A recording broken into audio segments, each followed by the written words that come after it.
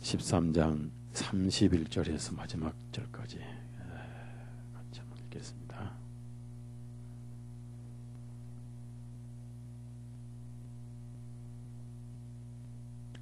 그러므로 그가 나간 후에 예수님께서 말씀하시기를 이제 인자가 영광을 받게 되었으니 하나님께서도 그 아들에서 영광을 받으시게 되었도다. 만일 하나님께서 인자 안에서 영광을 받으신다면 하나님께서도 친히 그 아들에게 영광을 주시리니 곧 그에게 영광을 주시리라. 어린 자녀들아 아직 얼마 동안은 너희와 함께 있겠노라. 너희가 나를 찾을 것이나 내가 가는 곳에는 너희가 올 수 없느니라. 유대인들에게 말했던 것 같 지금 너희에게 말하노라. 내가 너희에게 새 계명을 주노니 너희는 서로 사랑하라. 곧 내가 너희를 사랑한 것 같이 너희도 서로 사랑하라. 만일 너희가 서로 사랑하면 이로써 모든 사람들이 너희가 나의 제자인 줄을 알리라 하시니라. 시몬 베드로가 주님께 말하기를 주님 어디로 가시나이까? 예수님께서 그에게 대답하시기를 내가 가는 곳에 지금은 내가 나를 따라올 수 없으나 후에는 나를 따라오리라 하시니 베드로가 주님께 말하기를 주님 어찌하여 내가 지금은 당장 주님을 따라갈 수 없나이까? 내가 주님을 위하여 내 생명이라도 바치이다 하며 예수님께서 그에게 대답하시기를 내가 나를 위하여 생명을 바치겠느냐? 진실로 진실로 내가 너에게 말하노니 숲탁이 울기 전에 내가 나를 3번 부인하리라 하시니라. 기도하십시다. 살아계시고 아직도 더 많은 영혼들이 천국으로 들어오도록 천국의 문을 여시고 기다리시는 주님.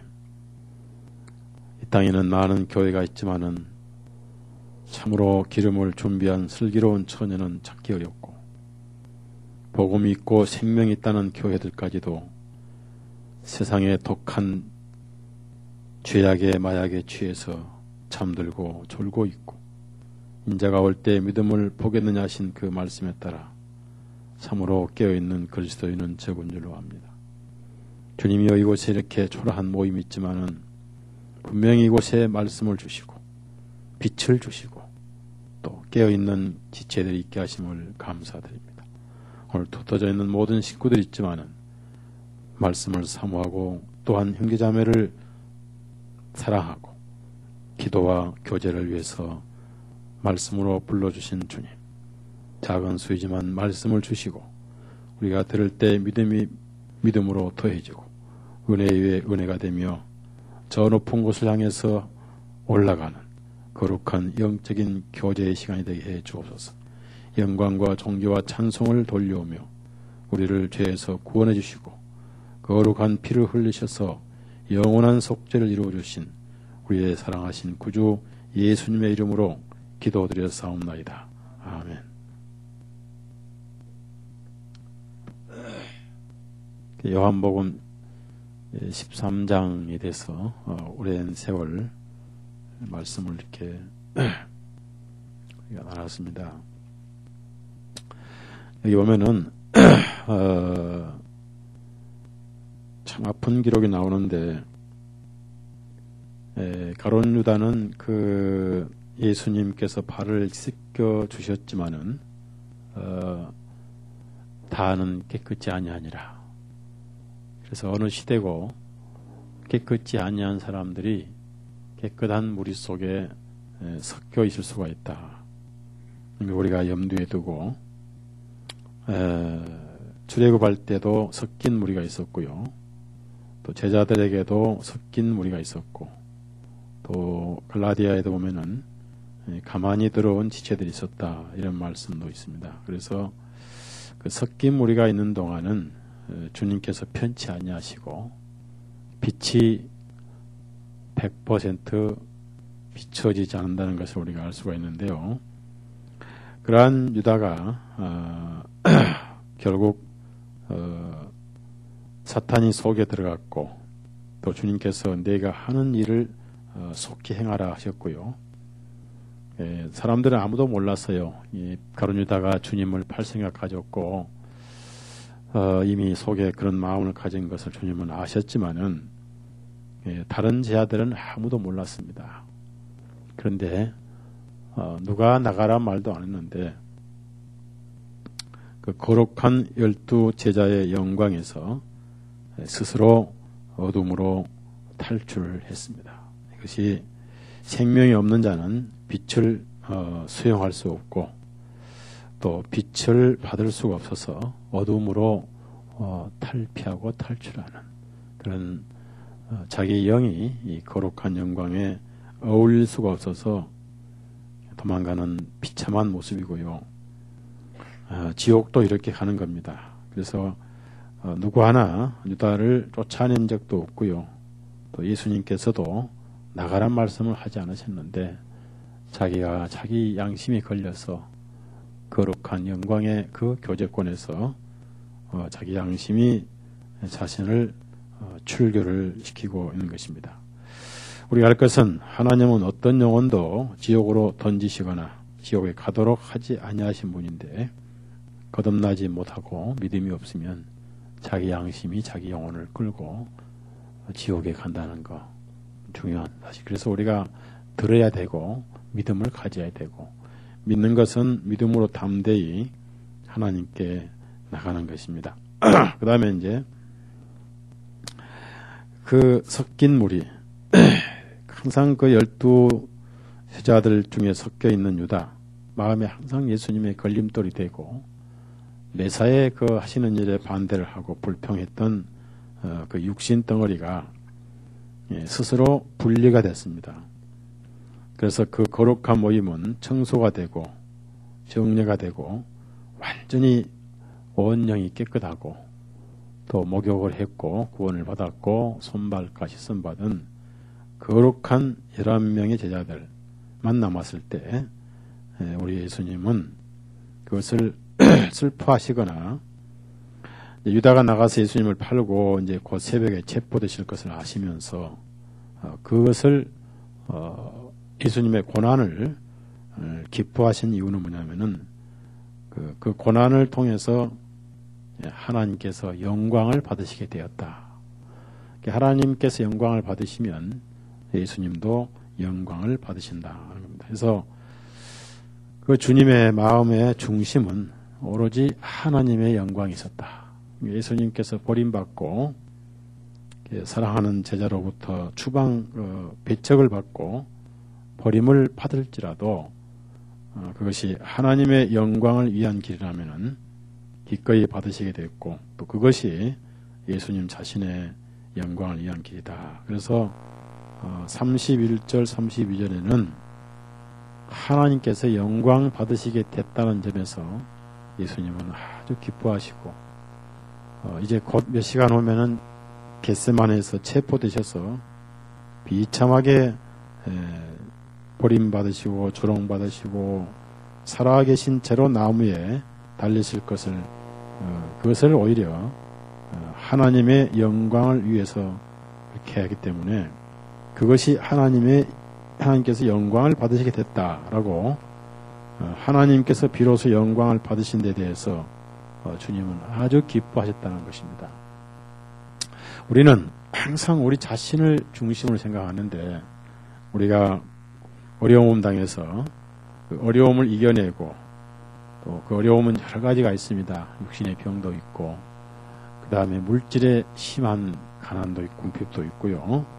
또 가정의 파괴라든지 또 여러 가지 어려운 문제들이 있는데 그런 것을 잘 인내하고 견디면서 그리스도인으로서 인내로 이겨내면은 그것이 하나님의 영광이 된다는 겁니다. 우리는 너무나 하나님께 영광이 되는 것을 생각지 않고 우리가 어려움 당했을 때 이기지 못하고 오히려 빠져나가기 위해서 기도를 하고 그렇습니다만은 이 모든 것은 하나님의 영광이 최우선입니다. 지금 예를 들어서 여기 있는 모든 예배당의 물건들 있잖아요. 예를 들어서 시계부터 해서 부엌에서부터 카메라, 의자, 난로 이런 것이 전부 사람을 위해 존재하잖아요. 우리 교회 성도를 위해 존재하잖아요. 마찬가지로 이 자연의 모든 피조물 그리스도인들도 오로지 하나님의 영광을 위해서 존재합니다. 그래서 죄인이 구원받는 것이 먼저냐? 죄인이 구원받기 전에 죄의 형벌이 이루어짐으로 하나님께서 영광 받으시는 게 먼저냐 하면은 죄인이 구원을 안 받더라도 죄인이 형벌을 받더라도 그 형벌이 이루어짐으로써 그것이 하나님께 영광이 되는 것입니다. 다만 그것이 대속이 돼서 구원이 이루어진 거지 형벌도 하나님의 뜻을 이루시고 하나님의 거룩을 저버린 죄인을 심판하시는 것이 바로 하나님의 영광이다. 그래서 이걸 우리 아시고요. 모든 것은 하나님의 영광이 최우선이란 겁니다. 절대 죄인의 영혼 구원이 우선이 아니고 하나님의 영광이 최우선이다. 여러분이 그걸 먼저 기억해 두시면 좋겠어요. 요한복음 또 11장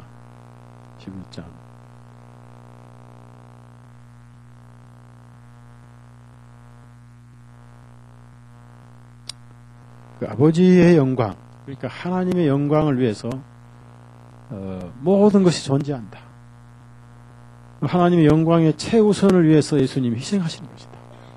죄인들이 구원받는 건 두 번째 문제다. 죄인들이 구원을 안 받을지라도 하나님의 영광은 먼저 드려야 된다. 이것이 성경의 가르침입니다. 예수님의 가르침이 그렇다는 겁니다. 요한복음 11장 40절 같이 읽습니다. 예수님께서 그녀에게 말씀하시기를 내가 내게 말하기를 만일 내가 믿으면 하나님의 영광을 볼 것이라 하지 아니했느냐. 나사로의 부활도 하나님의 영광을 위한 것이다. 한 나사로가 죽고 사는 그것이 중요한 게 아니다. 그것을 통해서 하나님의 영광을 위한 것이다. 즉 하나님께서 찬송받으시고 하나님께서 영광 받기 위해서 나사로를 살리셨지 나사로가 불쌍히 산 것이 아니다. 그러니까 여러분이 구원받은 것은 우리가 구원받는 것은 우리 영혼을 불쌍해서 구원시키신 게 아니고 하나님의 영광을 위해서 구원시키셨다는 사실 여러분이 아셔야 돼요. 내가 구원받으면 그것이 하나님께 영광이 되는 거예요. 최우선 하나님의 영광을 위해서. 그래서 예수님은 모든 고난이라든지 그 희생이라든지 피 흘림이 죄인이 구원받는 것이 우선이 아니라 하나님의 영광이 최우선이었다. 그래서 하나님께 먼저 영광 돌리고 나니까 그것이 죄인들이 구원받게 되고 죄인들이 구원받으면 또 하나님의 영광은 더욱 충만해졌다는 겁니다. 여기서 우리가 왜 살고 있고 왜 존재한지를 목적을 분명히 알아야 된다는 겁니다.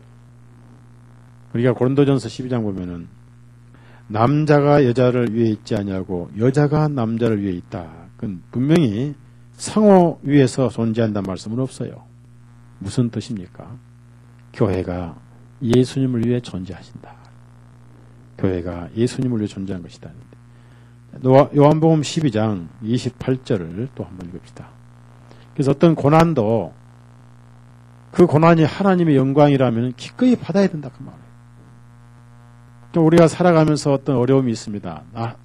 나름대로의 십자가도 있고 고난이 있는 그것이 주님의 영광을 위한 것이라면은 우리는 아멘으로 짊어져야 된다는 겁니다. 왜 나만 이렇습니까? 하지 마시고. 아셨죠? 저게 힘듭니다. 이걸 벗겨 입시하지 마시고. 이것이 주님의 영광이 위한 것이라면은 오히려 2배의 고난을 받겠습니다. 달게 받겠습니다. 이런 믿음을 가져야 돼. 왜? 우리가 그분의 영광을 위해 존재하기 때문에. 정말 이런 마음, 믿음을 가지고 알긴 알지만 그대로 살기가 얼마나 어려운가. 그러나 살아야 돼요. 어렵다고 해서 포기하면 안 된다는 얘기입니다. 28절 같이 읽어. 28절 시작. 아버지여 아버지의 이름을 영광스럽게 드러내옵소서 하시니 그때 하늘로부터 한 음성이 나서 말씀하시기를 내가 이미 그 이름을 영광스럽게 하였고 또다시 영광스럽게 하리라. 하나님의 영광을 위해서. 그래서 예수님은 사랑하는 제자가 예수님을 배반하고 버리고 나간 데에 대해서 우리 같으면 얼마나 속이 아프겠어요. 그것이 하나님의 영광을 위한 것이다 했을 때 얼마나 기뻐하시고 즐거워하셨는지. 그래서 우리가 먼저 이 삼라만상의 존재 목적을 먼저 알아야 되는 거예요. 삼라만상의 모든 이 우주 만물은 하나님의 영광을 위해서 존재한다는 겁니다. 그래서 그 하나님의 영광을 위해 존재하기 때문에 예수님은 오로지 하나님의 영광이 최우선이었어요. 요한복음 17장 5절 그리스도인들은 오로지 주님의 영광을 위해서 아침이 있고 저녁이 있고 하루가 있고 낮이 있고 밤이 있고 일이 있고 주님의 영광을 위해서 눈을 뜨고 영광을 위해서 우리가 눈을 감는 거예요. 영광을 위해서 저녁을 먹는 거예요. 오늘 저녁에 우리가 부대찌개 먹으니 이것도 주님의 영광을 위해서 부대찌개를 먹는 거예요. 무슨 목적인지 모르고 잡수셨죠? 이제 가르쳐 드릴게요. 아셨죠? 네, 주님의 영광을 위해서 부대찌개를 먹은 거예요. 모든 것이 그렇습니다. 모든 것이. 자, 5절. 17장 5절. 시작. 아버지여 이제부터는 세상이 있기 전에 내가 아버지와 함께 누렸던 그 영광으로 시 나를 영광스럽게 하옵소서. 하나님께서 영광 받으시면 예수님도 당연히 영광 받으신다. 우리 주님이 영광 받으시면 그리스도인들은 당연히 영광 받고요.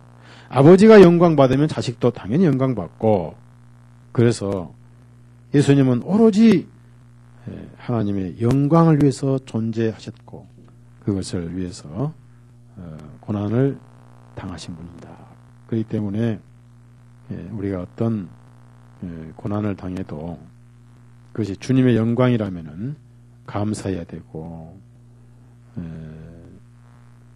기뻐해야 되고, 왜냐하면은 이 모든 존재가 오로지 하나님께 영광 돌리기 위해서 존재하기 때문입니다.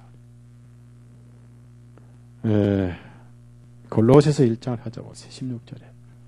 그러니까 이 소달석이라는 사람이 왜 존재한가? 누구를 위해 있는가? 저는 절대 쌍둥이 엄마를 위해 존재하지 않습니다. 저는 절대 쌍둥이 두 놈을 위해 존재하지 않습니다. 저는 먼저 서울중앙침례교회 성도들을 위해서 존재하지 않습니다. 저는 오로지 예수 그리스도를 위해서 존재하고 있다 보니까 그 목적이 바로 이루어지기 위해서 서울중앙침례교회 성도들을 위해 존재하고, 물론 쌍둥이 엄마를 위해 존재하고, 그리고 쌍둥이를 위해서도 존재하는 것이 목적이 그렇습니다. 자, 16절 읽습니다. 이는 모든 것들이 그분에 의해 창조되어 있기 때문이다. 하늘에 있는 것들과 땅 위에 있는 보이는 것들과 보이지 않는 것들과 왕자들이나 주권들이나 정사들이나 권능들이나 모든 것들이 그분에 의해 창조되고 또 그분을 위하여 창조됐느냐. 그분을 위하여 창조됐다는 거예요. 모든 자연이 다 그분을 위해 창조된 거예요. 하늘에서 한방눈이 내려올 때도 그분을 위해서 내려오는 것이, 한 송이 꽃이 피는 것도 하나님의 영광을 위해서 피는 것이고, 삼라만상의 계절이 변한 것도 하나님의 영광을 위한 것이고, 하나님의 영광 빼는 것은 존재 목적이 없다는 거예요. 그걸 우리가 알고 살면 얼마나 감사한 일인가. 시편 19편을 한번 찾아봅시다. 그래서 하늘과 땅이 하나님의 영광을 선포하고 있다.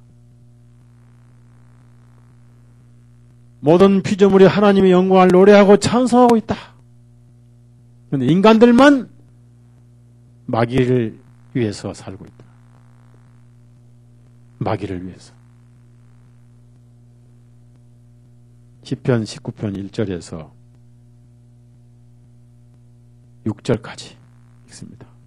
하늘들이 하나님의 영광을 밝히 선포하고 궁창이 그분의 손으로 행하신 일을 드러내는도다. 낮은 낮에게 말하고 밤은 밤에게 지식을 보이나. 말도 없고 언어도 없으며 그것들의 음성도 들리지 아니하나. 그것들은 선율은 온 땅을 통하여 뻗어나가고 그들의 말은 세상의 끝까지 이르렀도다. 그분께서 해를 위하여 그들 안에다 장막을 세우셨도다. 해는 자기 방에서 나오는 신랑 같고 경주하기를 기뻐하는 한 남자 같도다. 그 떠오름은 하늘의 끝에서부터 나아가며 그 해전함은 하늘의 끝들까지이니 그 열기로부터 숨은 것은 아무것도. 하늘이 하나님의 영광을 선포하잖아요. 예수님의 삶은 모든 것이 먼저 하나님 영광 우선이었어요. 그분은 하나님의 영광을 세상에 밝게 드러내신 분이에요. 다시 한번 히브리서 1장을 하자. 하나님의 영광을 세상에 드러내기 위해서 오신 분이지 영광 받으러 오신 분은 아니에요. 하나님께서 영광 받으시기 때문에 예수님이 영광 받으신 거예요. 우리의 목적이 그분을 위해서 존재한 것입니다. 그 누구를 위해서 존재하지 않습니다. 그래서 여러분 우리는 거듭난 그리스도인들은 오로지 예수님의 영광을 위해서 살아야 돼요. 하루를 그분의 영광을 위해서 시작을 해야 됩니다. 오늘날 영광 돌리러 온 사람들이 너무 적어. 오늘 저녁에 19 환자가 호침받았는데 하나밖에 안 하던 것처럼 우리 성도들은 수요일 날에는 너무나 적어서 수요일 날은 전부 사마리아 사람들만 오고 주일 날이나 가끔 좀 참석하고 3절 다 같이 읽습니다. 3절 시작. 그분께서는 하나님의 영광의 광채시요 하나님의 본체의 정확한 형상이시라. 자신의 권능의 말씀으로 모든 것을 붙드시며 그분 스스로 우리 죄들을 정결하게 하신 후에 높은 곳에 계신 존엄하신 분의 오른편에 앉으셨으니였습니다. 그래서 일단 이 세상의 모든 자연의 피조물이 왜 존재하는가를 이제 목적을 분명히 우리가 알잖아요. 그래서 계시록 또 4장 먼저 읽고, 그러니까 내가 왜 존재한가부터 알고 살아야 돼요. 왜 내가 아침을 먹고 저녁을 먹고 왜 내가 살아있는가. 예수님은 오신 것도 하나님 영광, 사신 것도 하나님 영광, 죽으신 것도 하나님 영광, 고통도 영광, 즐거움도 영광, 오로지 하나님의 영광이라면 불 속에도 들어가시고 나무에도 달리신 분이다. 계시록 4장 11절 읽습니다. 오 주님이시여, 주님께서는 영광과 존귀와 권세를 받기에 합당하시나이다. 이는 주님께서 모든 것들을 창조하셨고 그것들이 주님을 기쁘시게 하려고 존재하며 또 창조되었기 때문에 주님을 기쁘시게 하려고 존재하고 창조됐다. 주님을 기쁘시게 하려고 존재하고 창조됐다. 이걸 우리가 알아야 됩니다. 그래서 이 사도 바울은요, 편지를 쓸 때마다 항상 하나님께 영광이 있기를 바라는 그런 편지를 꼭 앞에 뒤에다가 이렇게 썼습니다. 그래서 이제 우리가 예수님께서 왜 그 유다가 나갔는데도 기뻐하셨는가? 그 주님의 피 흘리심이 하나님의 영광이라면은, 왜냐하면 구약 성경이 이루어지고 하나님의 거룩한 공의가 이루어진 거, 우리 구원은 둘째 문제고 거룩한 공의가 이루어지고, 그래서 하나님께서 영광 받으시기 때문에 가룟 유다가 나가서 주님을 배반에 팔므로 하나님께서 영광을 받으시기 때문에 주님은 기뻐하셨다는 거, 이거 우리가 아시고 우리가 하나님께 매일매일 내 삶을 드림으로 영광 돌리는 삶을 드려야 돼요. 고린도전서 7장. 그건 믿음으로 사는 것입니다. 믿음으로 사는 것은 하나님께 영광 돌리는 삶이에요. 거기에는 모든 것이 다 들어있어요. 거룩과 사랑과 순종과 전도와 경건이 다 들어있는 거예요. 그래서 구원받다고 그냥 되는 대로 살면 안 되고 대충 살면 안 되는 거예요. 우리가 침례받은 것을 기억을 해야 돼요. 침례가 뭔지를 절대 잊으면 안 돼요. 고린도전서 6장 19절 20절 나와 있습니다. 시작. 무엇이냐? 너희 몸은 너희가 하나님께로부터 받은 바 너희 안에 계시는 성령님의 전인 줄을 너희가 알지 못하느냐? 너희는 너희 자신의 것이 아니니라. 이는 너희는 값으로 사신 바 된 것이라. 그러므로 하나님의 것인 너희 몸과 너희 영으로 하나님께 영광을 돌려. 여기서 영만 가지고 돌리면 안 되고 몸도 돌려야 된다. 몸으로 돌리란 말은 무슨 말이에요? 삶을 하나님께 영광 돌리라니. 삶. 그래서 먹는 것도 잘 먹어서 주님께 영광 돌려야 돼요. 건강해야 되기 때문에. 마시는 것도 잘 마셔서 주님의 영광을 위해야 된다. 이것을 예수님은 그 고난을 이렇게 하나님께 영광 돌리는 것으로 여기셔서 고난을 기뻐하셨다. 우리가 살다 보면은 신앙생활 자체가 하나의 고난이에요. 세상과 별다르게 살아야 되고 지옥으로 흐르는 타락한 물을 역행해 살아야 되고 거슬러 올라가니 심한 저항이 있게 되고 거기에 고난이 오는데 그것이 하나님의 영광이란 것이면 순교를 하더라도 그 하나님의 영광이라면 순교해야 되고 인내하라면 인내해야 되고 그렇게 주님의 영광을 위한 것이라면 뭐든지 우리가 아멘하고 받아야 된다. 그래서 여러분이 살아가면서 오는 어려움이 있잖아요. 고난이 있잖아요. 그것이 주님의 영광을 위한 것이라면 감사하게 받아들이고 참아야 되고. 다시 요한복음 13장을 그러면서 이제 예수님의 목적이 분명해진 것을 말씀을 하셔요. 분명해진 것을. 그것이 33절입니다. 어린 자녀들아. 어린 자녀다 그 말은요. 니틀 찰들이라. 굉장히 몇 안 되는 자녀들아.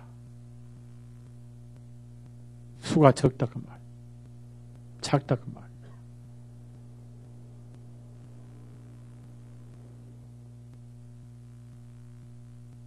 아직 얼마 동안은 너희와 함께 있겠노라. 이제 있어봐야 새벽까지다. 지난 3년 6개월 동안 같이 있었지만 이제는 아직 한 2-3시간밖에 안 남았다. 육신 가지고는 다시는 만나지 못할 것이다. 그리고 너희가 나를 찾을 것이나 내가 가는 곳에는 너희가 올 수 없느니라. 고 유대인들에게 말하였던 것 같이 지금 너희에게 말하노라. 내가 가는 곳에 너희는 올 수 없느니라. 무슨 말씀이냐면은 골고다에 죽으러 가시는데 아직은 제 아들이 죽을 수 있는 준비가 되지 않았다는 겁니다.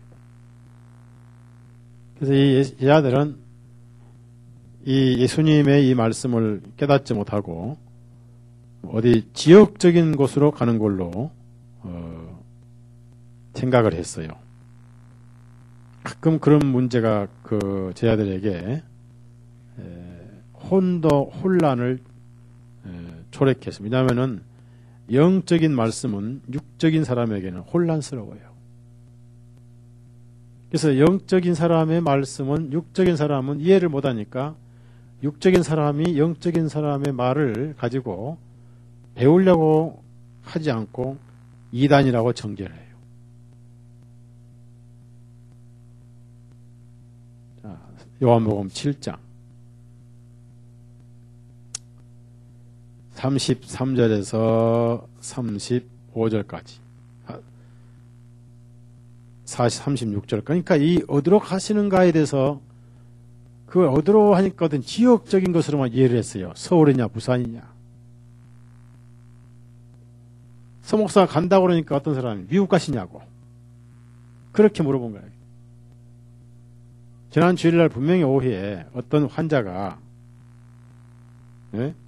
가나 환자가 수요일날 멕시코로 갈 것이라고 얘기를 했습니다. 근데 그분이 또 연기됐어요. 그런데 들려오기를 서목사 배에 복수가 차가지고 서목사가 멕시코 복수배로 간다고 소문이 났어요.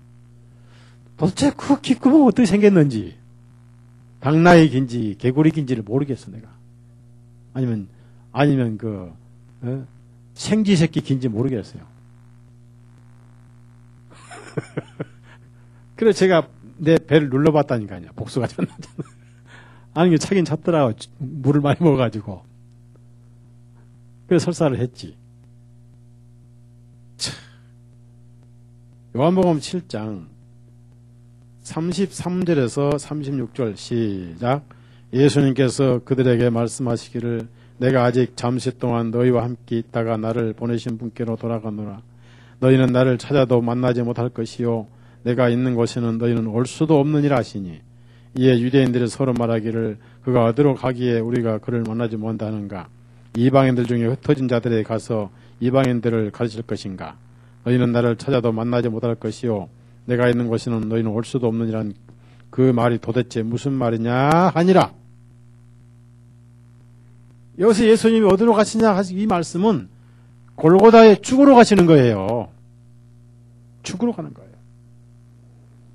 그러니까 도마도 마찬가지로 주여 어디로 가십니까? 그 길을 알려주십시오 했잖아요. 주님께서 내가 길이요 진리라고. 베들레헴이나 나사렛 가는 길이 아니고 아직은 너희들은 내가 가는 길에 올 수 없다. 준비가 안 됐다. 왜? 자, 예수님께서 그로부터 밤새 기도하시고 새벽에 가룟 유다가 주님 밤에 키스를 하고 주님을 은 30에 팔아먹었어요. 몽둥이와 창과 칼을 들고 낯을 들고 강도 잡듯이 잡으러 왔어요. 그때 제 아들이 같이 죽었어요. 다 36개를 놔버렸어요. 도망을 가버렸죠. 그러면 도망가면 그냥 조용히 가지. 베드로는 왜 자신 있게 죽겠다고 해놓고 도망가냐 그 말이에요. 그냥 도망만 가요? 아예 입을 다물고 가든지 나는 같이 죽을 거라고 해놓고 같이 못 죽으면 입이나 다물고 가지 또 3번이나 부인했죠. 그러니까 예수님께서 당하는 고난, 이 죽음의 고난은 너희는 아직 올 수 없다. 그래서 나중에는 나를 따라올 것이다 해가지고 11사도가 다 순교했잖아요. 기꺼이 순교했잖아요. 어떻습니까? 여러분은 지금 여러분 영적 상태가 김정일이가 와서 기관총으로 총 쏠면서 예수님 이름에다가 저주하라고 그러면 하겠습니까? 기꺼이 찬송 드리며 어서 쏘라고 할 것입니까? 어떻게 하겠어요? 국민이 어떻게 할까? 네? 쏘라 하겠다고? 그 말 믿을 수가 있나? 베드로는 3번 했지만 우리 교회는 상당수가 한 30번 부인할 거예요. 한 30번 부인할 거라고. 아이고 정일 장군님 어쩌고저쩌고 하면서 어찌 그 똥배가 아름답습니까 하면서 살기 위해서 한 30번 부인하지 않겠는가? 그러면 안 돼요. 어차피 죽는데 마지막 죽을 때 한번 영광 돌리기 위해서 쏘라고 해야 돼. 당신도 날 쏘고 회개하고 구원받으라 돼요. 회개하라 김정일. 그러고 순교하는 거예요. 그 영광 올리는 거예요. 어떤 고난도 그것이 주님의 영광이라면 기꺼이 아멘하고 감사를 해야 돼요. 그걸 벗으려 하면 안 돼요.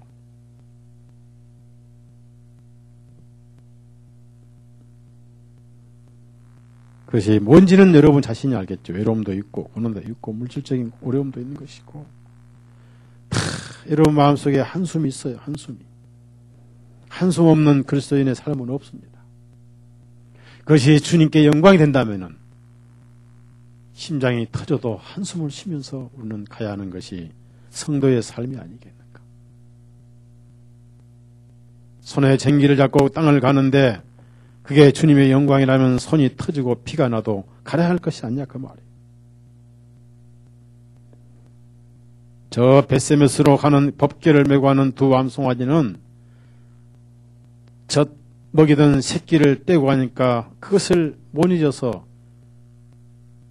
주먹만한 눈물방울을 흘리면서 법궤를 메고 와서 그것도 거기서 칭찬받는 게 아니라 자기들이 메고 왔던 수레에 번제로 태워줬어요. 땅에서는 영광 받으면 안 돼요. 땅에서 영광 받으면 주님께서 영광을 주시지 않으셔요. 세상이 너를 칭찬하거든 기뻐하지 말라고 그랬습니다. 그리스도인들은 세상에서 미움을 받게 돼 있는 거예요. 그래서 여러분이 어떤 어려움과 고난이 온다면 그것이 주님의 이름을 빛내게 한 것이라면 눈물을 흘리시면서라도 피땀을 짜면서라도 그걸 감당하고 이겨내야 돼요. 다 아멘 한번 하세요. 아멘. 안 하신 분이 있어. 아멘 하셔야 돼요. 우리 삶이에요.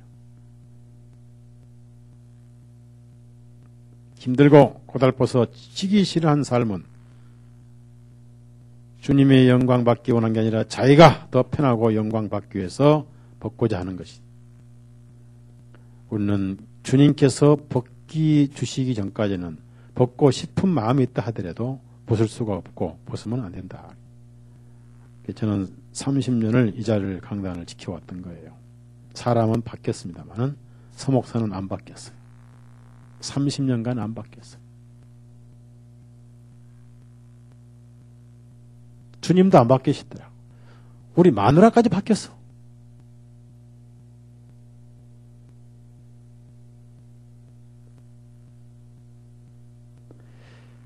자, 이렇게 하시고 나서 그 유명한 명령을 주신 거예요. 새 명령. 요한복음 13장 34절. 왜 이 새 계명을 이때 주셨는가 우리가 한번 기억해봐야 돼요. 묵상을 해봐야 돼요. 왜 이 유명하고 거룩한 새 계명을 이때 주셨는가? 왜 유다가 나간 다음에 주셨는가? 자, 34절. 새 계명입니다. 이것은 헌 계명이 폐기된 거예요. 새 계명이 주어진과 동시에 헌 계명은 폐기된 거예요. 맞죠? 맞죠? 새 계약서가 쓰여지면 헌 계약서는 당연히 무효된 거죠. 무효된 거죠? 새 계명인데 보십시오. 순서가 있어요. 새 계명은 뭐냐?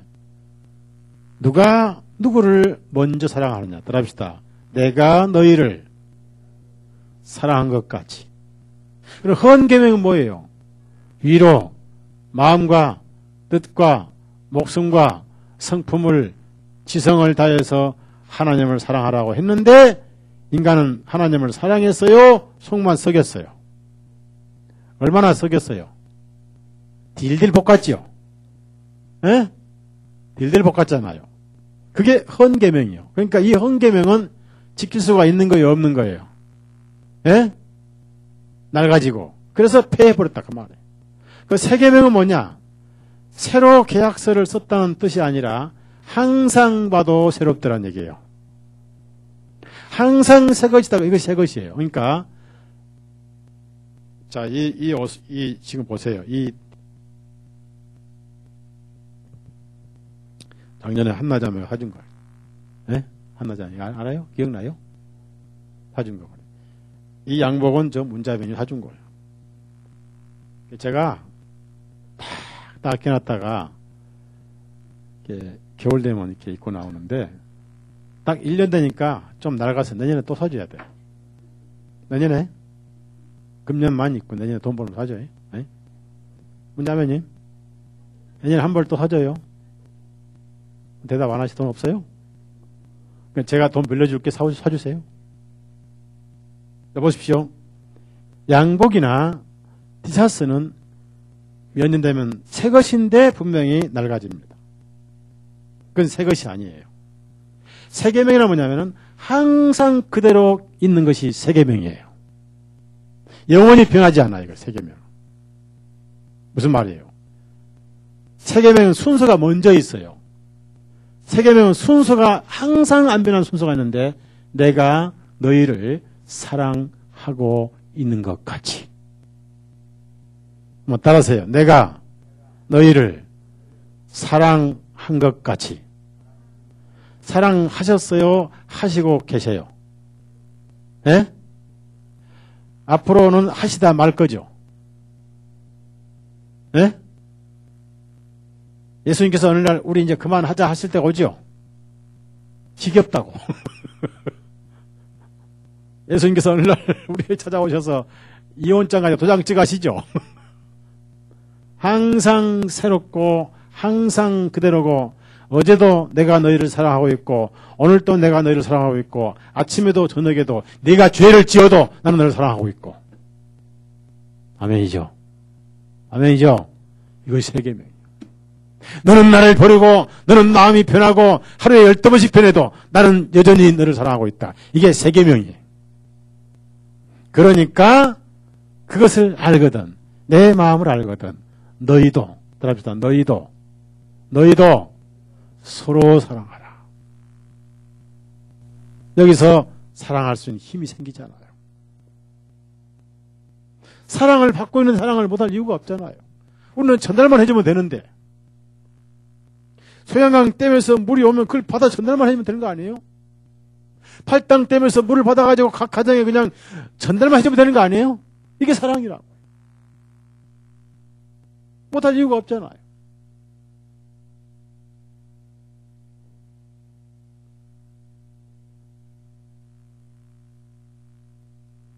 헌계명은 내 이웃을 내 몸처럼 사랑하라 했고요. 원수를 내 몸처럼 사랑하셨는데 세계명은 뭐예요? 서로 사랑하라. 왜 여기서 말씀하시냐면은 속에 사랑이 없는 자가 나가버렸잖아요. 그게 누구예요? 유다는 사랑이 없잖아요. 사랑을 받은 적이 없잖아요. 자, 분명히 요한복음 13장 1절 찾아보세요. 1절. 세상에 있는 자기 사람들을 사랑하시되 끝까지 사랑하시니라. 사랑이 끝나고 사랑이 식어버리고 사랑이 중단에 바닥난 건 사랑이 아닙니다. 그건 헌사랑이지. 그래서 그리스도인들은 끝까지 그렇게 살아야 돼요. 그렇게 사랑해야 돼요. 왜? 예수님 사랑이 있다면 그렇게 살다 가야 돼요. 하늘나라까지 가 사랑해야 됩니다. 13장 1절 시작.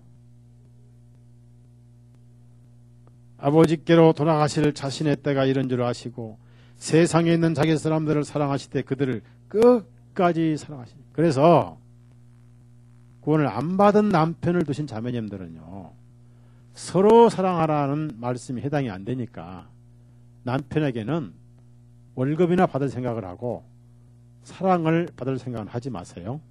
없거든 사랑이. 그땐 돈이나 차곡차곡 갖다 달라고 그래요. 구원 안 받은 사람은 사랑이 없거든. 돈만 갖다 주면 돼. 사랑은 없거든. 속에 사랑은 없는 거예요. 사랑받을 생각하지 마세요. 그 속에 무슨 사랑이 없잖아요. 어디서? 거듭난 형제자매로부터 서로 사랑하는 사랑을 받는 거예요. 거기에 진정한 예수님 사랑을 받는 겁니다. 생명이 없는 자는 사랑할 수 없기 때문에, 사랑을 받지 않았기 때문에 사랑할 수가 없잖아요. 우리 로마서 5장 5절 찾아보세요. 우리가 그 사랑을 받았잖아요. 5장 5절. 나 같은 죄인을 사랑하신 것 하나님의 사랑의 확증 아니겠습니까? 5장 5절 시작. 또 소망이 부끄럽게 만들지 아니하니 이는 우리에게 주신 성령님에 의해서 하나님의 사랑이 우리 마음에 부어졌기 때문이라는데, 부어졌는지 잘 모르겠다. 부어졌다는 거예요. 그 다음에 8절 있습니다. 우리가 아직 죄인이었을 때 그리스도께서 우리를 대신하여 죽으심으로 하나님께서는 우리를 향하신 자신의 사랑을 드러내셨도다. 이게 사랑이에요. 골고다는 사랑의 열매입니다.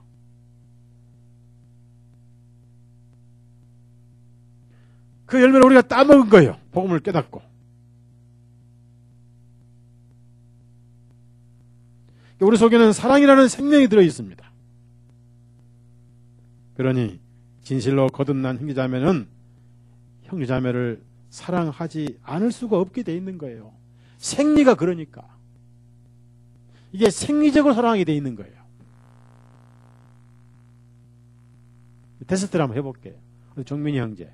다른 형제들 사랑스러워 안 사랑스러워? 형제, 자매 말고 형제. 전 자매는 더 사랑스럽지. 물론 총각이니까 자매가 사랑스러운 건 당연한 것인데 주일날 형제가 형제를 사랑하러 와야지 형제가 자매를 보러 왔다. 이게 잘못된 거예요. 잘못된 거예요. 한나자매도 마찬가지죠. 총각 형제 때문에 온 거 아니잖아요. 아니죠. 그건 이성적인 사랑이지 그래서 사랑이 아니다 그 말.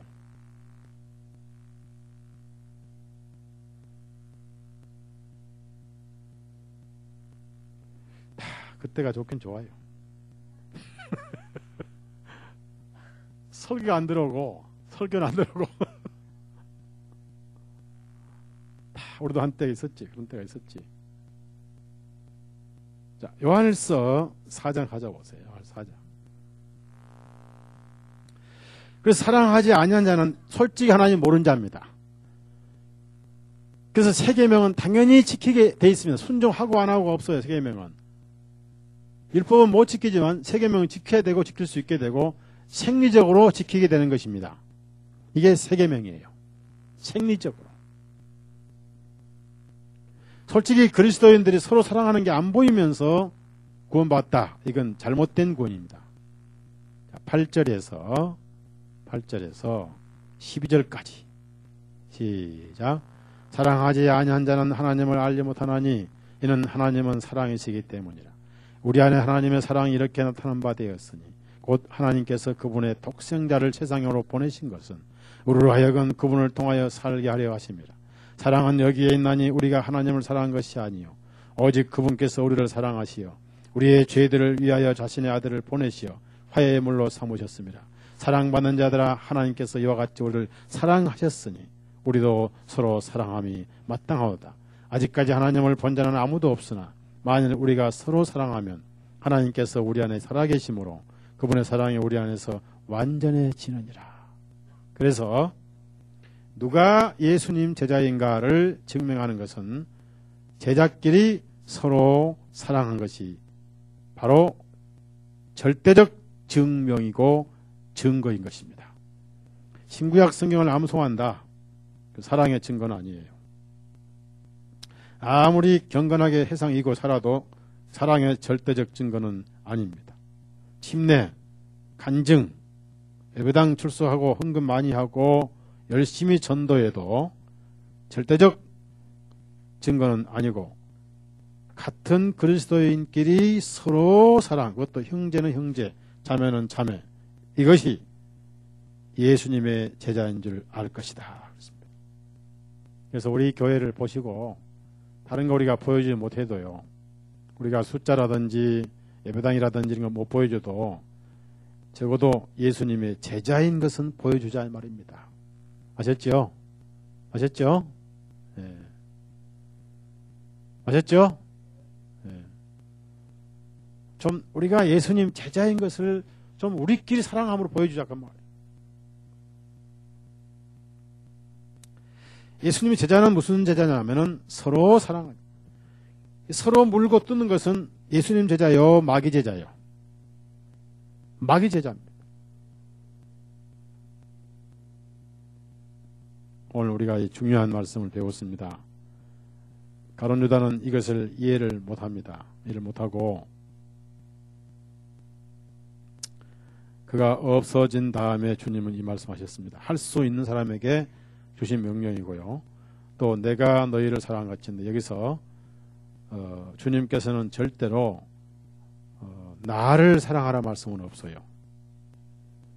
예수님은 우리가 서로 사랑하는 것이 주님을 사랑하는 것이라고 가르쳐 주셨습니다. 마태복음 25장 가져갑니다. 우리가 예수님 사랑할 수 없습니다. 우리가 받은 사랑으로 형제자매를 사랑하는 것이 주님을 사랑하는 것이라고 마태복음에는 그렇게 말씀해 주셨잖아요. 네?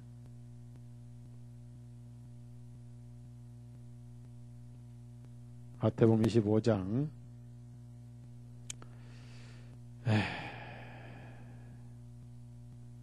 3 37절에서 40절까지. 자, 시작. 이에 의로운 자들이 그분께 대답하여 말하기를 주님, 어느 때 우리가 주님께서 굶주린 것을 보고 잡수실 것을 드렸나이까? 또 어느 때 목마르신 것을 보고 마실 것을 드렸나이까?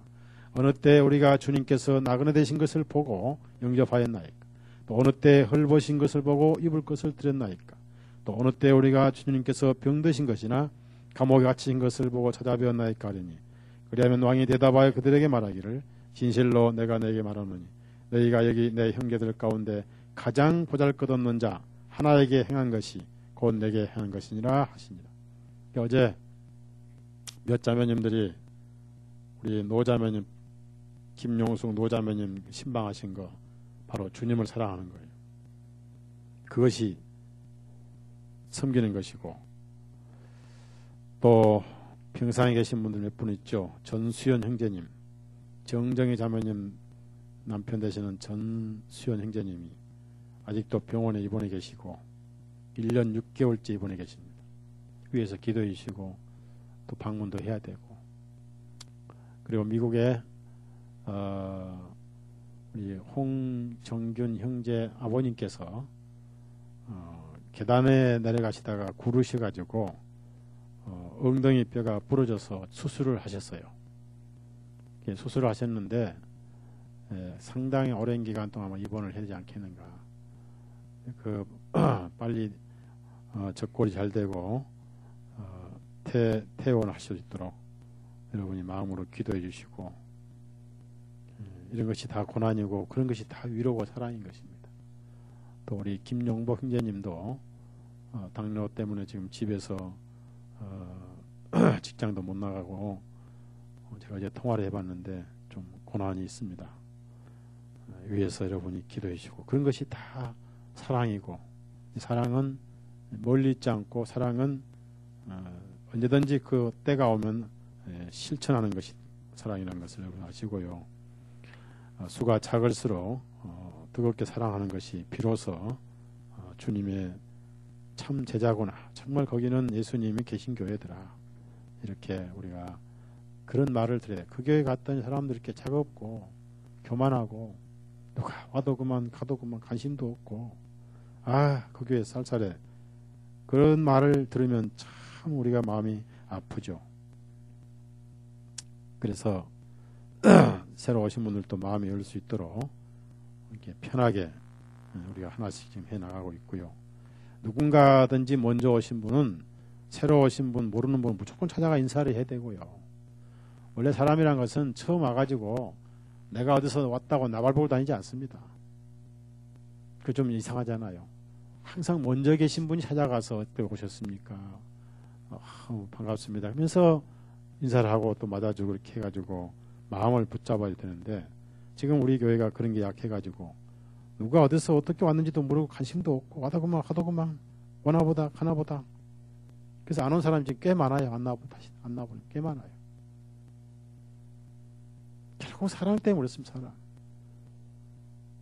정말 사랑했으면 사람 마음은 열리지 않을 수가 없는 거예요.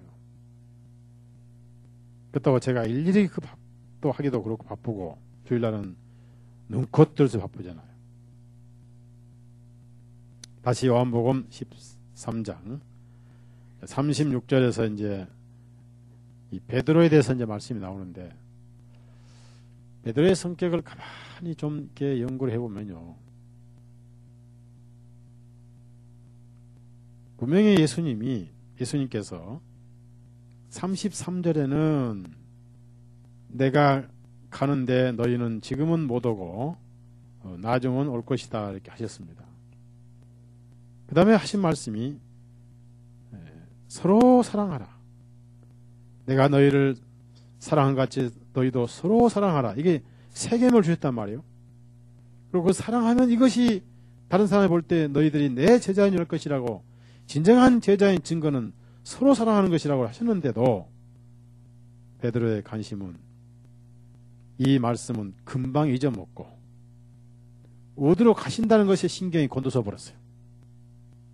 자, 36절 다 같이. 혹 우리도 베드로 같은 생각을 갖고 있지 않는가? 시작.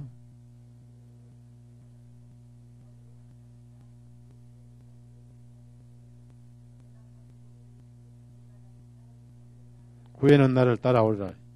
자, 그럼 왜 베드로는 주님 어디로 가십니까? 라고 물어봤느냐 하면은 어디로 가시면 안 되겠거든. 왜 그랬을까요? 지금 베드로는 뭘 노리고 앉아 있어요? 자의정, 우의정. 근데 예수님 가시면 꼭 3년 6개월 동안 꿈이 깨지잖아요. 한 자리 하려고 지금 벼르고 있는데. 이것밖에 몰라요, 베드로가. 아직 수준이 그 수준이에요. 그러나 예수님은 지금 골고다에 죽으러 가시는데 그런 생각을 가진 베드로, 서로 사랑하라는 관심도 없고 예수님이 하나님께 영광 돌리는 것도 관심도 없고 어디로 가신다니, 아차 3년 6개월 물거품이 아니냐. 내가 제일 높은 자리에 따놨는데. 이게 베드로의 관심사였어요. 내가 당한 이 고난을 너는 아직 받지 못할 것이다. 실제로 베드로는 주님을 3번 부인하고 주님 말씀대로 도망을 가버렸어요. 자, 37절 나갔지. 37절 시작.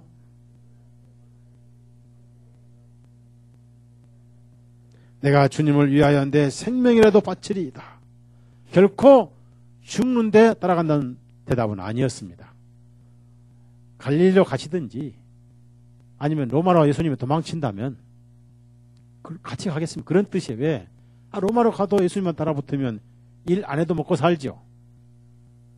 그러죠.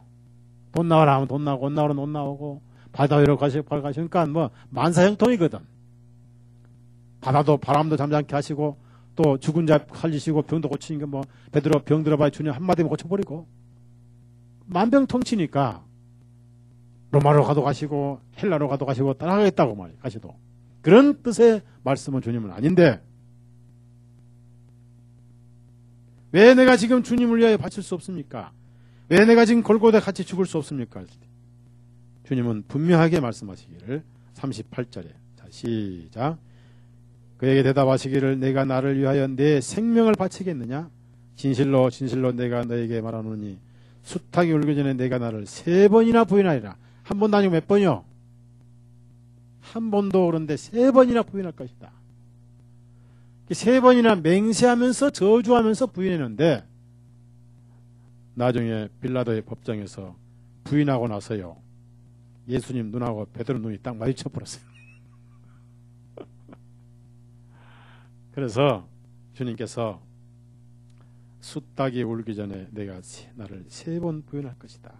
새벽 4시면 닭이 울잖아요. 그 닭이 울었을 때 3번 부인한 베드로가 주님의 이 말씀이 기억나가지고 그렇게 밖에서 통곡을 했어요. 눈이 3일간 통통 부었습니다. 여러분 나중에 전설의 그 책을 보니까 매일 울었다고 그래요. 베드로는. 자기가 그렇게 밉고 저주스러워서 이렇게 매일 울었다고 합니다. 울고 또 울고 울고 또 울고 왜 내가 그렇게 바보였던가. 근데 여러분 우리가 주님 앞에 자랑할 게 없고 허물이 많을수록 겸손해집니다. 그게 영적으로는 성장할 기회예요. 여러분이 자신에 대해서 그래 나는 허물도 많고 나는 약점이 많아 나는 내 자신이 정말 못된 사람이야 라고 깨달을 때가 가장 성령 충만할 때예요. 실패는 성공의 어머니라고 그러잖아요. 이런 실패가 없었더라면 바울사도 5,000명 3,000명에게 전도할 수가 없어요. 3,000명 구원받고 간땡이 부어가지고 우리 그만하자 해. 그래서 예루살렘 교회 세우고 베드로가 교주가 될 뻔했어요. 3번 부인에 실패했기 때문에 거기서 교조가 되지 않고 또 나중에 전도해서 5,000명 구원시켰잖아요. 맞죠? 그 당시 3,000명이면 요즘 한 30만 명 되거든요. 그럼 교주 딱 되지. 그럼 예수님 영광 다 가르치고 이 뼈저리게 울고 통곡한 사건이 있었기 때문에 그래서 이 베드로는 예루살렘에서 담대하게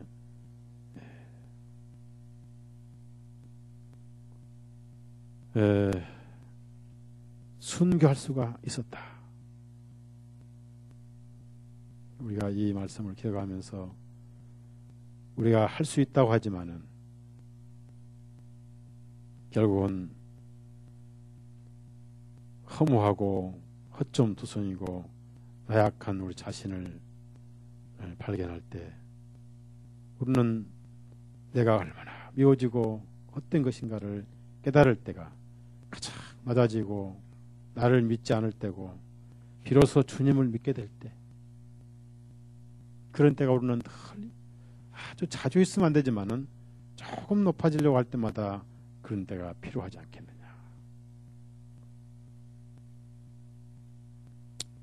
자, 누가복음 23장 하자고요.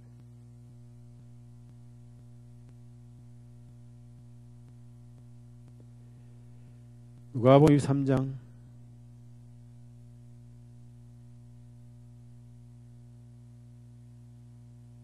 60절에서 62절까지 60절 62절 시작. 22장 60절 22절 시작. 이 사람아, 나는 내가 무슨 말 하는지 알지 못하느라 하고 말하는데 숫닭이 오니 주님께서 돌아서 베드로를 바라보시니 베드로가 숫닭이 울기 전에 내가 나를 3번 부인하라고 자기에게 말씀하신 주님의 말씀을 기억하고 베드로가 밖으로 나가서 비통하게 울더라. 주님께서 베드로를 바라보실 때 베드로의 눈이 어디로 향했겠어요? 똑바로 박혔어요? 내리깔았겠어요? 그 마음을 읽으신 거예요. 그래, 너는 약한 존재다. 너를 믿지 마라. 나를 믿어라. 여러분도 항상 주님 앞에 자신을 내세우지 마시고요. 제가 뭘 하겠습니까? 저는 주님이 아니면 아무것도 못하는 자입니다. 그런 겸손한 마음을 가지실 때 이 베드로의 통곡은 생애 가장 비참하게 울었던 눈물이에요. 가장 비참하게 울었던 눈물. 얼마나 울었는지 예루살렘이 다 들리도록 울었어요. 그날 깨진 거예요. 그날 이 돌멩이가 깨진 거예요. 돌멩이가. 그래서 시몬이 된 거예요. 요한복음 1장 하자 보세요. 돌멩이는 깨져야 되지 돌로 남아있으면 거침투로 돼. 쓰도 못하고 버리도 못한 거예요. 요한복음 1장 42절. 우리의 믿음이 돌멩이냐 아니면 완전히 깨진 고운 가루냐. 반석은 될 수가 없잖아요. 우리가. 42절 시작. 시몬을 예수님께 데려오니 예수님께서 그를 보시고 말씀하시기를 너 요나의 아들 시몬이니 너를 게바라 부르라 하시니 게바는 번역하면 한 돌이라. 한 돌멩이다.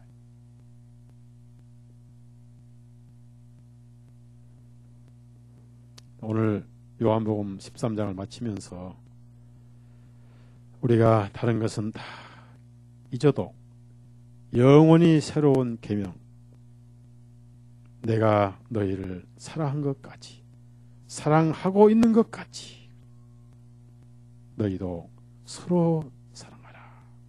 이 말씀 우리가 깊이 기억을 해야 됩니다. 사랑은 우리가 사랑을 많이 받다 보면 가끔 잊어먹고, 그러나 우리 예수님은 영원히 변치 않으신 분. 로마서 8장 32절 읽고 마칩시다. 영원히 변치 않으시는 하나님의 사랑. 어떻게 말로 다 표현할 수 있겠는가? 로마서 8장 32절. 자, 하나님께서 나를 고소하지 아니하시니 누가 나를 고소한단 말이냐. 이 놀라운 사랑. 32절에서 38절, 35절까지 읽겠습니다. 시작.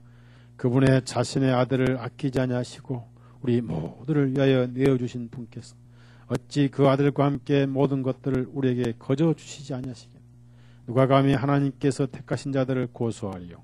의롭다 하시는 분은 하나님이시니 누가 정죄하리요. 죽으신 분은 그리스도시요 참으로 다시 일어나신 분도 그리스도시니 그분께서는 하나님의 오른편에 계시며 또한 우리를 위하여 중보하시느니라. 누가 우리를 그리스도 사랑에 떼어놓으리요. 환난이나 공경이나 박해나 기근이나 헐벗음이나 위험이나 가리겠느냐. 누가 우리를 그리스도의 사랑에서 떼어놓으리요. 내가 예수님을 사랑 안 해도 예수님 나를 사랑하신 사랑을 내가 뗄 수 없는 것입니다. 맞죠? 맞죠? 옛날에 말이에요. 옛날에 우리 첫 번째 자매가 개를 사랑하였어. 개를. 그 개가 이제 푸들인데 하얀 개인데 사랑했는데 사랑하면 사랑한 증거를 보여줄 거 아니에요. 밥을 잘 줘야 되고 주로 고기를 줘야 되고 또 목욕도 시켜줘야 되고 바쁘다고 밥도 안 주고 목욕도 안 시켜주고 이게 굉장히 사랑함에도 불구하고 문만 열면 이 개가 밖으로 도망을 쳐요. 그런 이제 저를 보내서 목사님 도망가요 잡아와요. 그럼 제가 가서 이제 잡아와요. 제가 개한테 물어봐요. 너 이 집주인이 너 얼마나 사랑하는지 아냐고. 왜 도망가냐. 밥을 안 주니까 도망간대. 고기를 안 주니까 도망간대. 야, 이마 바빠서 안 주지 마음까지는 안 그렇다. 제발 좀 도망가지 말아야 돼. 도망간다. 왜? 내가 사랑을 안 받은다 해도 하나님은 나를 사랑하십니다. 이게 복음이에요. 아셨죠? 이걸 알면 도망갈 필요가 없잖아요. 그렇죠? 이분이 하나님 사랑. 기도합시다. 걸어가신 주님 감사합니다.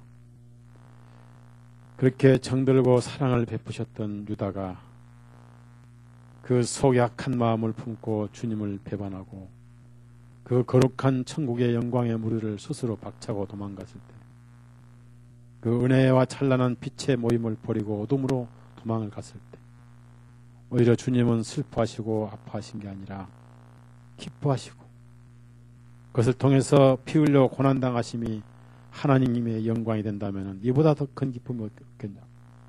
주님이 오늘 우리가 이 마음을 배우게 해주시옵소서. 힘들고 고달프고 괴로워도 이것이 주님의 영광이라면 참고 견디며 기뻐하는 우리의 삶이 되게 해주시고 어떤 역경이나 고난이 온다 하더라도 그것이 주님의 영광이 된다면 목숨을 들여 순교까지 할 수 있는 믿음으로 살게 해주시고 유다가 나간 다음에 정말로 영혼이 깨끗하고 구원받은 11 제자들이 하신 말씀 내가 너희를 사랑한 것 같이 너희도 서로 사랑하라. 이 세 계명을 받았는데 그 세 계명이 활동할 때 비로소 예수님의 제자이라고 말씀하셨는데 오늘 우리가 이 세 계명을 받은 그리스도인임을 기억하고 우리가 하나님을 사랑할 수 없고 우리가 주님을 사랑할 수 없지만은 받은 사랑으로 서로 사랑할 수는 있는 줄로 압니다. 그러므로 우리 모임에 와서 이곳에는 예수님 제자들이 살고 있는 곳이다 하는 말을 듣게 해 주옵소서. 예수님의 이름으로 기도드려 사옵나이다. 아멘. 마치겠습니다.